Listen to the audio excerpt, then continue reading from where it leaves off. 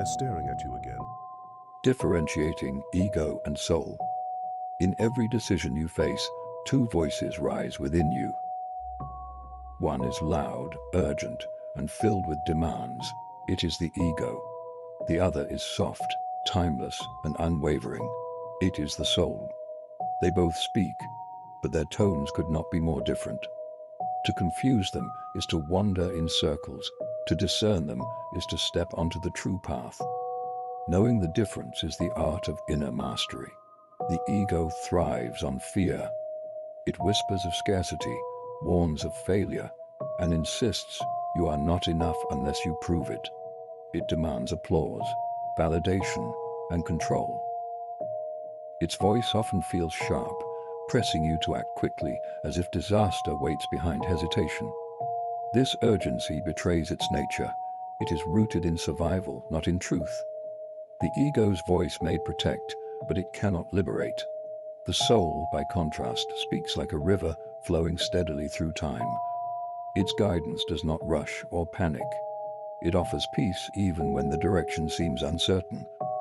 The soul is not concerned with appearances or approval. It points only toward what expands you. Its voice says, trust, even when the road is hidden. It is patient because it knows eternity. The soul is never in a hurry. One way to recognize ego is to notice its weight. When you follow it, you feel tight, restless, unsatisfied, no matter the outcome. The soul, however, leaves you lighter. Even difficult choices guided by soul carry an inner calm.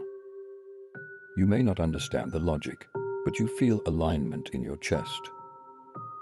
This sensation is your compass. Heaviness signals ego, lightness signals truth. Stories from ancient seekers remind us of this discernment. They spoke of inner battles, of voices pulling in opposite directions. Some called it the war between lower and higher self. Others described it as shadow and light. Regardless of name, the struggle is the same. Which voice will you obey? Your destiny depends not on talent, but on the ear you choose to trust. Practicing discernment begins in small choices. Before acting, pause and ask, does this expand me or contract me? The ego shrinks you with fear. The soul stretches you with trust. At first, the difference may be subtle, yet with practice it grows unmistakable. Each time you choose the soul, its frequency becomes stronger. Each time you ignore it, the ego's static grows louder. The ego will not disappear. It is part of being human. It has its place, protecting and alerting you in times of danger. But it must never be captain of your ship. The soul holds the map, the compass, and the destination. When you let the ego lead, storms rise. When the soul leads, the seas part. Learning this balance is not about silencing ego, but about giving the soul authority. Close your eyes and listen now. Imagine both voices speaking. One cries for proof, attention, urgency. The other whispers with calm certainty, asking for trust. Which one feels ancient? Which one feels fleeting? This awareness is your key. You cannot confuse the two when you have tasted the difference. The ego demands, the soul invites. One shouts, the other remembers. Ultimately, your life becomes the reflection of the voice you follow. Obey ego, and you live in reaction, tossed by every wave. Obey soul, and you live in creation, aligned with the field of higher order. The difference is not small, it is destiny. To separate the two is to awaken. To follow the soul is to remember that you are not here to survive. You are here to become.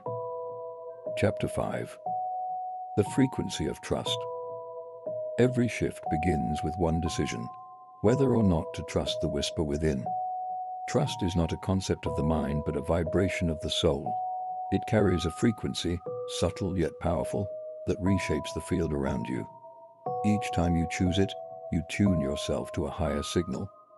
Doubt lowers your resonance, scattering your energy. Trust gathers it into alignment. In that alignment, reality bends. The mind resists this because it craves control. It wants certainty, guarantees, visible proof before it acts. Yet the soul speaks in riddles, offering only the next step, never the entire map. To trust is to walk when the path appears stone by stone beneath your feet. It is terrifying to the ego, but natural to the soul. The unknown is not emptiness. It is possibility waiting to solidify. Think of trust as tuning a radio. When you are slightly off, static dominates. But the moment you adjust, the music flows clear. Your inner guidance is the same. Without trust, the signal is muffled. With it, clarity bursts through. The more you align, the stronger the melody becomes.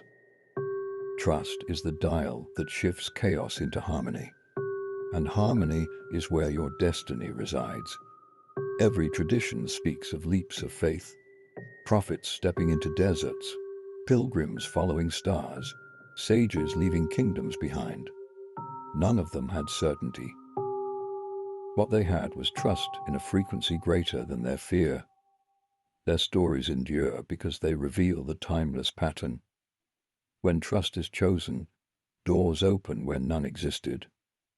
What they embodied is the same power humming inside you now. To practice trust, start with the small nudges. When the inner voice whispers to call someone, to rest, to move, to create, obey it.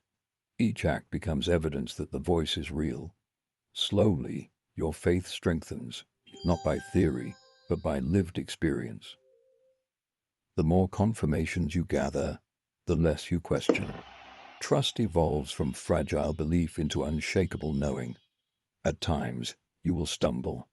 You will doubt, hesitate, and return to the mind's control. That is part of the path, not a failure. Even in those moments, the voice does not abandon you. It waits patiently.